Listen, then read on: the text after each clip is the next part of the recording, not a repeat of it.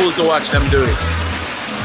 You can actually see the bigger, much bigger, I don't know how we didn't notice it, nitrogen tank outside. We're actually parked right in front of it, so it's kind of weird that we didn't notice till we walked all the way around. But again, it's just good, wholesome family vibes. The street is right there, but you know, they have the fans here. This area is covered if you're ever here in the daytime. They got their little Christmas tree up. There's a nice amount of distance between the benches. And of course, the kids will love this, the bounce house thing. And of course, Kissimmee's already in the Christmas spirit, even though their official lighting is done till the 2nd. Next time we'll try the food, but for now we're just gonna have the ice cream. Gonna have dinner on the road. My wife looks like she planned this very well. This is why I always tell you, I pick them well. Pick them well?